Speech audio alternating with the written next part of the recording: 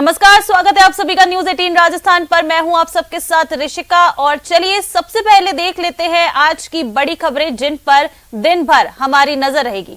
सबसे पहली खबर चुरू से होगी। चुरू के सरदार शहर जाएंगे सीएम अशोक गहलोत। आज सीएम अशोक गहलोत सरदार शहर जाने वाले हैं।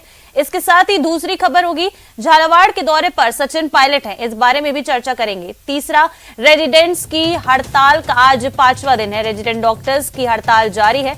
साथ ही जयपुर सहित 22 जिलों में अलर्ट है बारिश को लेकर। पांचवी खबर, जोधपुर में फिर एक बार सिर तन से जुदा के नारे लगे हैं। इस खबर पे भी आज दिन भर नजर रहेगी।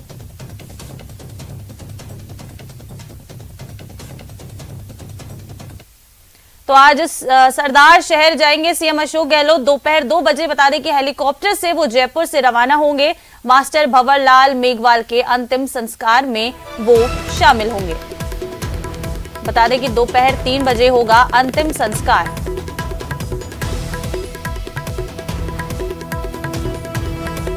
तो आज सरदार शहर जाने वाले हैं सीएम अशोक गहलोत। सीएम अशोक गहलोत का आज सरदार शहर जाने का कार्यक्रम है। बता दें दोपहर 2 बजे वो हेलीकॉप्टर से जयपुर के लिए रवाना होंगे और मास्टर भंवरलाल मेघवाल के अंतिम संस्कार में वो शामिल होंगे। आज दोपहर 3 बजे होगा उनका अंतिम संस्कार। तो ये सीएम अशोक गहलोत आज चुरू शहर के सरदार शहर जाने वाले हैं। मास्टर भंवरलाल मेघवाल के अंतिम संस्कार में अशोक गहलोत शामिल होंगे और दोपहर 3 बजे बता दें कि मास्टर भंवरलाल का आज अंतिम संस्कार किया जाएगा। आगे बढ़ेंगे और भरतपुर से एक बड़ी खबर आपको बता दें। भरतपुर में बारिश के बाद प्रशासन ने बड़ा फैसला लिया है। 2 दिन के लिए सभी विद्यालयों में अवकाश घोषित कर दिया गया है। आंगनवाड़ी केंद्रों में भी बता दें कि अवकाश घोषित किया गया है। 12वीं तक के स्कूलों में 2 दिन का अवकाश है। बता दें कि लगातार हो रही बारिश को लेकर ये फैसला लिया गया है। चिकित्सा अधिकारियों को भी निर्देश जारी कर दिए गए हैं। अतिरिक्त व्यवस्थाओं के लिए भी निर्देश दिए गए हैं। इसके साथ ही अतिरिक्त जिला कलेक्टर ने बता दें कि ये आदेश जारी किए हैं। बड़ी खबर इस वक्त की भरतपुर से। प्रदेश के कई जिलों में लगातार बारिश का दौर जारी है। भरतपुर में भी 2 दिनों से लगातार बारिश जारी है और अब 2 दिन के बाद प्रशासन ने बड़ा फैसला लिया है कि 2 दिन के लिए सभी विद्यालयों में अवकाश रहेगा। इसके साथ ही आंगनवाड़ी केंद्रों में भी अवकाश घोषित किया गया है। 12वीं तक के सभी स्कूलों में 2 दिन का अवकाश रहेगा। जिले में लगातार हो रही बारिश को लेकर यह बड़ा फैसला प्रशासन के द्वारा लिया गया है। चिकित्सा अधिकारियों को भी निर्देश जारी किए गए हैं। अतिरिक्त व्यवस्थाओं के लिए चिकित्सा अधिकारियों को निर्देश जारी किए गए हैं। अतिरिक्त जिला कलेक्टर ने ये निर्देश जारी किए। बड़ी खबर इस वक्त की भरतपुर से। लगातार हो रही बारिश के बाद प्रशासन का बड़ा फैसला, स्कूलों में छुट्टी घोषित कर दी है। तस्वीरें आप देख सकते हैं किस तरह से बारिश हुई है। बीते कुछ दिनों में भरतपुर में सड़कें जलमग्न हो गई हैं, लोगों के घरों में पानी घुस गया है, आम जनता को काफी परेशानी हो रही है। इसके साथ ही किसानों को भी उनके खेतों में जो फसलें लगी हुई थी कटाई के लिए, उनमें भी पानी भर गया है, तो उनकी फसलें भी बर्बाद हो रही है। तस्वीरें इस बात की गवाही देती हैं कि कितनी जोरदार बारिश भरतपुर में देखने को मिल रही है बीते कुछ दिनों से। और उसके बाद अब ये प्रशासन ने फैसला लिया है कि स्कूलों में छुट्टी घोषित कर दी गई है। 2 दिन के लिए सभी विद्यालयों में अवकाश रहेगा। 12वीं तक के स्कूलों में 2 दिन के लिए अवकाश रहेगा। बड़ी खबर ये भरतपुर से आपको बता रहे हैं।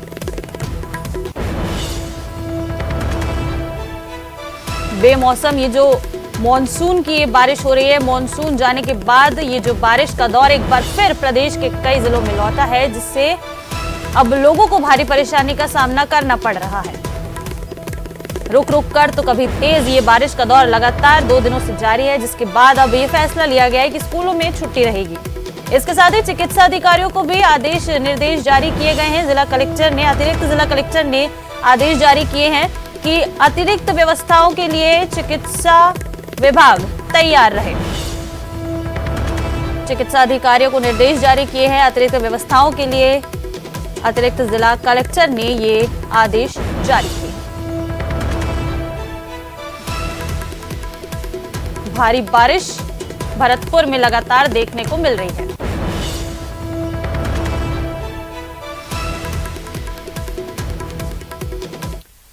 आगे बढ़ेंगे और रुक कर लेते हैं एक और बड़ी खबर का। जयपुर से बड़ी खबर आपको बता दें, यहाँ रेजिडेंट डॉक्टर्स के आंदोलन मामले में अपडेट आपको बता रहे हैं। एपीओ चल रहे 111 डॉक्टर्स अपनी सेवाएं देंगे। डॉक्टर्स चिकित्सा शिक्षा विभाग में बता दें कि सेवाएं देंगे। रेजिडेंट डॉक्टर्स की हड़ताल समाप्ति तक ये फैसला लिया गया है। आज से एसएमएस मेडिकल कॉलेज में अपनी सेवाएं देंगे रेजिडेंट डॉक्टर। बता दें कि रेजिडेंट डॉक्टरों का कार्य बहिष्कार चल रहा है, जिसके बाद अब एपीओ चल रहे 11 डॉक्टर्स अपनी सेवाएं देंगे। चिकित्सा शिक्षा विभाग में ये लोग अपनी सेवाएं देंगे। रेजिडेंट डॉक्टर्स की हड़ताल जब तक समाप्ति नहीं होती है तब तक ये एपीओ 111 डॉक्टर अपनी सेवाएं देंगे। बता दें कि आज से एसएमएस मेडिकल कॉलेज में ये एपीओ अपनी सेवाएं देंगे। रेजिडेंट डॉक्टर्स का कार्य बहिष्कार चल रहा है और कार्य बहिष्कार के बाद स्वास्थ्य विभाग ने ये बड़ा फैसला लिया है। जयपुर से बड़ी खबर आपको बता रहे हैं, रेजिडेंट डॉक्टर्स का आंदोलन जारी है अपनी मांगों को लेकर, जिसके बाद अब स्वास्थ्य विभाग ने ये बड़ा फैसला लिया है। रेजिडेंट डॉक्टर्स के कार्य बहिष्कार के बाद स्वास्थ्य विभाग का ये बड़ा फैसला।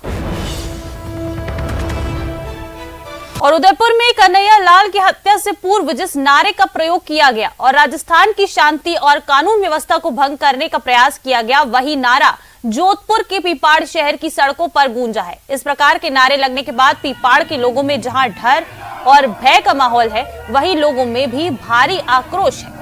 लोगों ने इस बात की शिकायत पुलिस से की है, जिसके बाद पुलिस ने त्वरित कार्रवाई करते हुए मुख्य आरोपी की गिरफ्तारी भी कर ली है।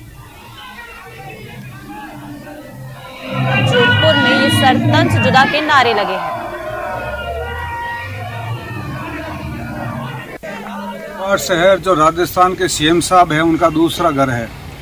आज पिपाड़ शहर के अंदर मोबाइल पर ये बहुत ही ज़्यादा प्रसारित हो रहा है। पिपाड़ शहर के अंदर जो नारे लग रहे हैं आपत्तिजनक, इससे पिपाड़ शहर के अंदर जो पुरानी शांति व्यवस्था बनी हुई है उसके अंदर घी के अंदर आग किस तरह से डाली जाती है वो काम किया जा रहा है। सिर तन से जुदा जैसे नारे पिपाड़ शहर में लगाए जा रहे हैं। ऐसे व्यक्तियों को बख्शा नहीं जाए। कानून से ऊपर बढ़कर कोई नहीं है। प्रशासन, पुलिस प्रशासन से प्रार्थना करता हूँ, निवेदन करता हूँ, ऐसे व्यक्ति के खिलाफ में कानूनी कार्रवाई करें, जिससे पिपाड़ शहर की शांति व्यवस्था भंग नहीं हो। पिपाड़ सिटी में एक जुलूस के दौरान कुछ असामाजिक तत्वों द्वारा आपत्तिजनक नारे लगाए गए। इसका वीडियो संज्ञान में आते ही पुलिस द्वारा त्वरित कार्रवाई करते हुए इस मामले में प्रकरण दर्ज किया है तथा मुख्य आरोपी को गिरफ्तार किया गया। अन्य आरोपियों की पहचान की जाकर शीघ्र कार्रवाई की जाएगी। चलिए आगे बढ़ेंगे और रुक कर लेते इस बीच आ रही एक बड़ी खबर का। दिल्ली से बड़ी खबर है। दिल्ली के लाहौरी गेट में एक बिल्डिंग गिर गई है। लाहौरी गेट के फराश खाना इलाके में बता दें हादसा हुआ है। 2 मंजिला जर्जर मकान भर भरा कर ढह गया। बिल्डिंग ढहने से 4 साल की बच्ची की मौत हो गई है। वहीं 11 लोगों को बचाकर अस्पताल में भर्ती कराया गया है। घटनास्थल पर अभी भी राहत बचाव कार्य जारी है। बड़ी खबर इस वक्त की दिल्ली से आपको बता रहे हैं। राजधानी दिल्ली के लाहौरी गेट में ये एक बिल्डिंग गिरी है। लाहौरी गेट के फराश खाना इलाके में ये बड़ा हादसा हुआ है। 2 मंजिला जर्जर मकान भर भरा कर ढह गया। बिल्डिंग ढहने से एक 4 साल की बच्ची की मौत हो गई है। वहीं 11 लोगों को इस पूरे हादसे में बचाकर अस्पताल में भर्ती कराया गया है और अस्पताल में इन 11 लोगों का इलाज जारी है।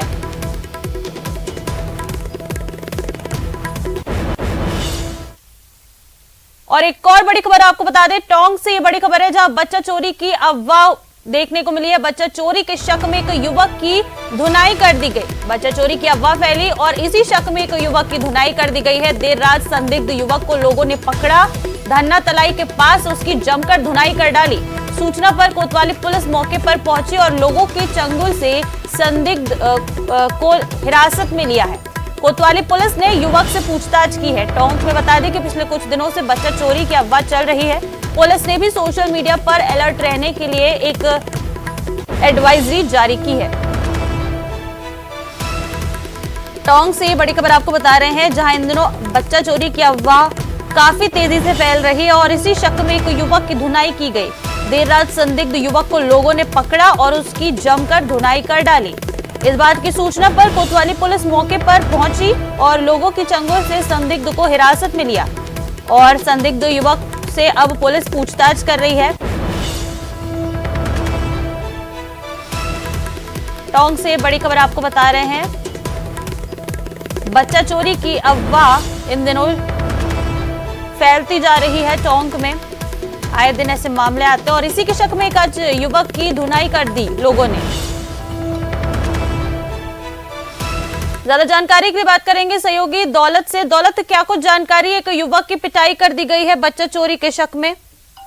देखिए, मैं आपको बताना चाहूंगा कि टोंक में पिछले काफी दिनों से बच्चा चोरी की अफवाह सामने आती रही है। हालांकि किसी ने कोई मामला दर्ज नहीं करवाया, किसी का कोई बच्चा चोरी नहीं हुआ, लेकिन लगातार पिछले कुछ दिनों से इस तरह की अफवाहें फैल रही है। और देर रात एक युवक बताया जा रहा है कि जयपुर से किसी कार्यक्रम के में शामिल होने के लिए टोंक आया हुआ था और धन्ना तलाई इलाके में कोई रास्ता भूल गया और वहां से गुजर रहा था। तो उसके दौरान कुछ लोगों ने उसको बच्चा चोर समझ करके उसको पकड़ लिया, खंबे से बांधा और खूब धुनाई की। उसके बाद में कोतवाली पुलिस मौके पर पहुंची और युवक को छुड़ाया। लेकिन कुल मिलाकर के इसके अलावा भी और भी कई जगहों पर बच्चा चोरी की इस तरह की बातें सामने आती रही है, लेकिन फिलहाल कोई मामला दर्ज नहीं होना और बच्चे की चोरी से रिलेटेड कोई चीजें सामने फिलहाल नहीं आई है। जी दौलत, पुलिस ने उस संदिग्ध को हिरासत में लिया, ऐसी जानकारी, और उससे पूछताछ की जा रही है। क्या पूछताछ में कोई जानकारी सामने आई है? पूछताछ में ही जानकारी सामने आई है कि ये युवक जयपुर से टोंक किसी कार्यक्रम में शामिल होने के लिए आया था और रास्ता भूल गया। रास्ता भूलने के दौरान वो किसी बच्चे से रास्ते के बारे में पूछ रहा था, लेकिन आसपास के लोगों ने उस बच्चे से पूछताछ के दौरान ये समझा कि ये बच्चा चोर है। फिलहाल पुलिस की पूछताछ में ये सामने आया। जी चलिए, ठीक है, शुक्रिया दौलत आपका इस तमाम जानकारी के लिए।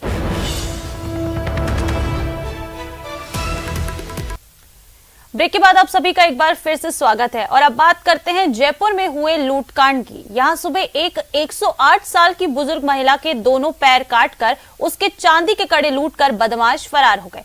इस बुजुर्ग महिला की हालत गंभीर है और उसे एसएमएस अस्पताल में भर्ती कराया गया है।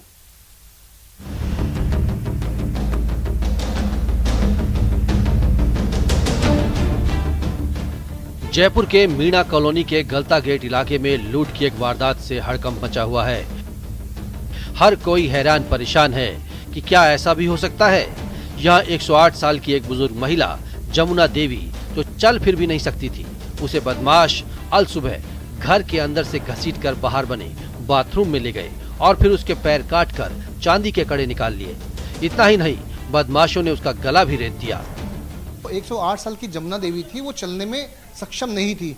तो ऐसे में पुलिस का कहना है कि यहाँ से बैठी, यहाँ वो बैठी हुई थी, यहाँ से वो बाहर तक कैसे चली गई। कौन ऐसा शख्स है जो अल सुबह घर में घुसा और घर में घुसने के बाद वो बाथरूम तक महिला को लेकर जाता है। यानी कि यदि किसी को लूट के लिए अगर पंजे ही काटने थे तो वो घर में घुस करके भी पंजे को काट सकता था, लेकिन बाहर उनको लाना, बाहर बाथरूम में ले जा करके पंजों को काटने, ये बहुत बड़ा एक सवाल है। तो ऐसे में पुलिस का मानना है कि कोई हो सकता है व्यक्ति जो घर में ही इस तरह की वारदात को, उसका किसी का हाथ हो मिला हुआ हो। खास बात यह है कि जिस वक्त बुजुर्ग महिला के साथ इस वारदात को अंजाम दिया गया तब वो घर के एक हिस्से में अकेली थी। इस वारदात को लेकर कई सवाल भी उठ रहे हैं। मसलन बदमाशों को कैसे पता था कि घर के एक हिस्से में ये बुजुर्ग अकेली है? अगर लूट के इरादे से उसे घर के अंदर से घसीट कर बाहर लाया गया तो फिर उसके गले में सोने के लॉकेट और हाथों में पड़े चांदी के कड़ों को क्यों छोड़ दिया? पुलिस अब इस मामले की हर एंगल से जांच कर रही है।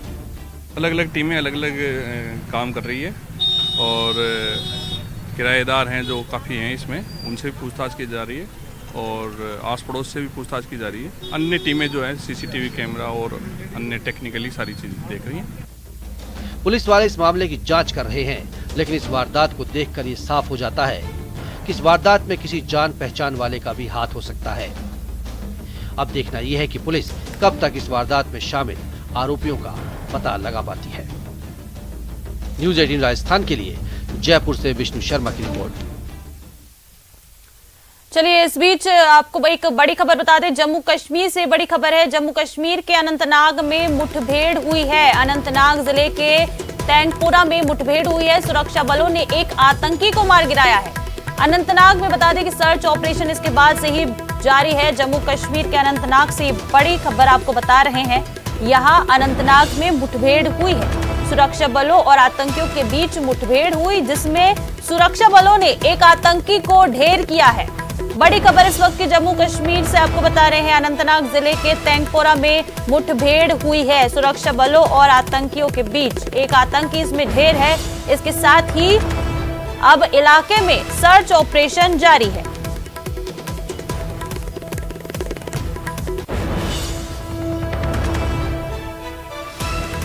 बड़ी खबर ये आपको बता रहे हैं जम्मू कश्मीर के अनंतनाग से, जहां एक आतंकी ढेर किया है सुरक्षा बलों ने।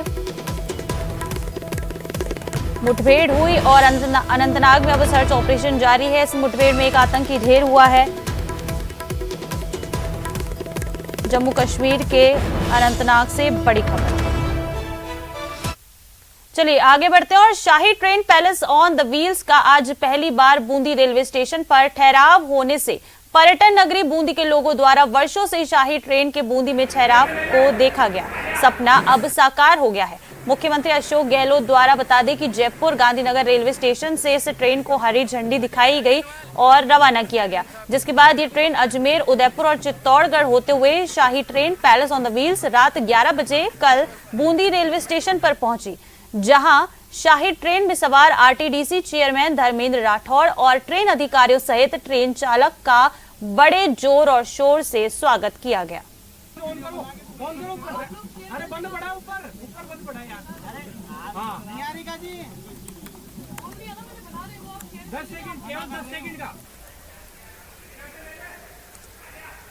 तो कल बूंदी रेलवे स्टेशन पर पहुंची है पैलेस ऑन व्हील्स ये ट्रेन, शाही ट्रेन यहां पहुंची और यहां पर ट्रेन का स्वागत किया गया। इसमें आरटीडीसी के चेयरमैन धर्मेंद्र राठौड़ जी भी मौजूद रहे और बूंदी रेलवे स्टेशन पर बता दें कि कल रात 11 बजे ये ट्रेन पहुंची, जहां इसका जोर शोर के साथ स्वागत किया गया।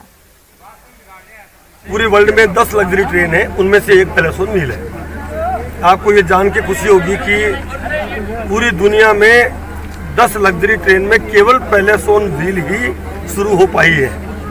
ये हमारे प्रदेश के लोकप्रिय मुख्यमंत्री जी के आशीर्वाद से ही संभव हो पाई। मेरा ये भी संकल्प था कि सितंबर के एंड में या अक्टूबर के फर्स्ट वीक में इसको मैं चलाऊं, और मुझे ये बताते हुए खुशी हो रही है कि पैलेस ऑन व्हील आपके बीच में है। ओम बिरला जी का इसलिए धन्यवाद देना चाहूँगा कि उन्होंने इस ट्रेन को चलाने में उनका भी कंट्रीब्यूशन रहा है। पर्यटन के विकास के लिए पैलेस ऑन व्हील रेल का ठहराव एक नया प्रयोग है। इससे बूंदी को पर्यटन के दृष्टिकोण से अधिक लाभ मिलेगा। विदेशी टूरिस्ट भी यहाँ पर आते रहे हैं, देशी टूरिस्ट के साथ साथ। तो पूरे जो सर्किट बनेगा, टूरिस्ट सर्किट बनेगा, उसमें बूंदी का भी महत्व बढ़ेगा और बूंदी में अप्रत्यक्ष रूप से टूरिज्म से संबंधित रोजगार पैदा होंगे। बूंदी में पर्यटन के विकास के लिए एक माइलस्टोन का अचीवमेंट हुआ है। राजस्थान सरकार के अभिनव प्रयासों से इस ट्रेन का ठहराव हुआ है, तो देशी विदेशी जो पर्यटक आएंगे उसमें एक पर्यटन के नक्शे पे आज बूंदी का नाम अंकित हुआ है। और बाड़मेर में बजरी माफिया और रॉयल्टी कार्मिक की लड़ाई में एक युवक की जान चली गई। उसकी मौत के बाद केंद्रीय मंत्री कैलाश चौधरी और कांग्रेस विधायक मदन प्रजापति सहित कांग्रेस के नेता धरनास्थल पर एक ही जगह बैठकर युवक को न्याय दिलाने में लगे थे। लेकिन अब केंद्रीय मंत्री और कांग्रेस विधायक के बीच जुबानी जंग शुरू हो गई है और एक दूसरे पर आरोप प्रत्यारोप का दौर शुरू हो गया है, जहां मंत्री ने मुख्यमंत्री से लेकर विधायक तक पर बजरी के अवैध खनन में शामिल होने का आरोप लगाया। वहीं कांग्रेस विधायक ने तंज कसते हुए कहा है कि जनता से जुड़े मुद्दों की पैरवी नहीं करना और झूठे आरोप लगाकर डांडिया डांस में मस्त होना मंत्री जी की आदत है।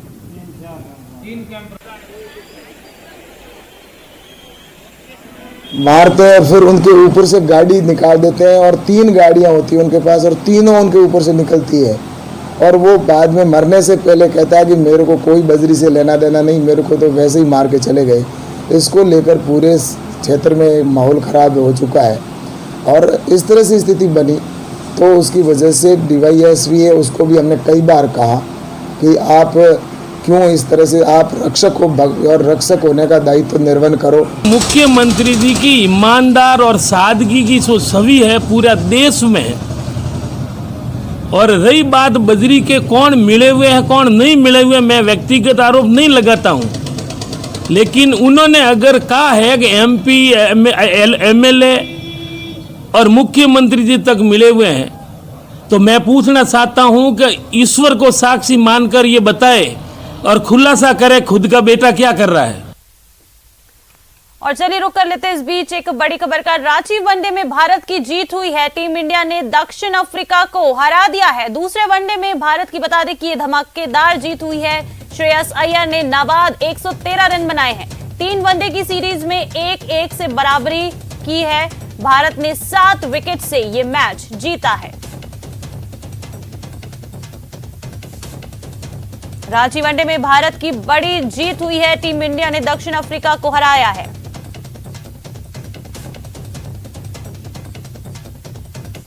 तो इस बुलेटिन में फिलहाल इतना ही। नमस्कार।